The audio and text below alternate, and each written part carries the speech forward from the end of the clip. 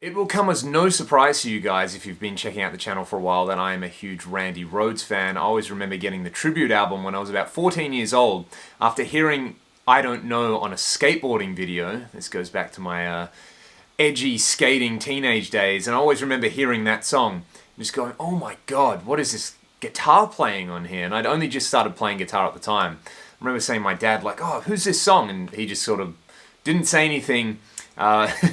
Went into his room and came out maybe 5 minutes later and just handed me the tribute album. And I remember listening to that on the way to school, probably non-stop for about 6 months. I had two albums that I used to listen to on my little Discman. One was Tribute and the other was Thin Lizzy's Live and Dangerous, and I would just alternate them from week to week. Absolutely loved that album. There's so much good stuff on there. And at the time, I didn't realize Ozzy Osbourne was the guy from Black Sabbath either. So songs like Paranoid and what else are they doing there? Iron Man and stuff like that. I always thought they were Randy on guitar, which is a bit embarrassing to find out later on, you know, when you're chatting to your mates in the schoolyard. But anyway, long story short, absolutely loved the tribute album, so I went and got Diary of a Madman and Blizzard of Oz, and I remember putting on Blizzard of Oz and actually thinking there was something wrong with my CD player because it sounded so different to the live version. And I have to say, however that was recorded or whatever the story is, I know there's been, you know, volumes written on this kind of thing, that is one of my least favorite guitar sounds of all time. I love his live tribute tone, but Blizzard of Oz just does not do it for me in many ways. And I'm sure lots of people out there probably feel the same way because Randy was such a phenomenal player. That record, I feel, really doesn't represent just how good he would have sounded. And Tribute, on the other hand, I think sounds fantastic. But it's very much a guitar sound that kind of works in the context of the mix because when you listen to it, it's super saggy and it's pretty buzzy as well. So, you know, obviously he was playing like a Les Paul or his Sandoval V into a modified Plexi using an MXR Distortion Plus as a boost. And this, long story, but we got to it in the end, this is essentially like a tribute pedal. See what I did there? This is made by PnP Music. This belongs to my friend Ben, and he tells me that the story is that, you know, they kind of made these pedals. They were made in England. I'm assuming it's a Distortion Plus kind of copy. It's obviously got the polka dots on there and, you know, very similar controls to the Distortion Plus. And yeah, basically I think they were told to stop making them by the Rhoads estate. So it's kind of a rare pedal, but we're going to have a test of it into a dirty amp, into like a Plexi style amp with a Les Paul. I'm using this guitar. This is my Greco Les Paul knockoff. It has a Gibson Dirty Fingers in the bridge, which I think is pretty good for those kind of sounds. But it's a really weird pedal because it has the ability to switch between silicon and germanium diodes, as you can see. It's essentially an MXR Distortion Plus kind of sound, but basically you need to run it into a dirty amp if you want to get that Randy kind of tone. I don't think I replicated his tone very well or his playing it very well at all. But basically, the pedal kind of does nothing until you get the distortion to about 3 o'clock.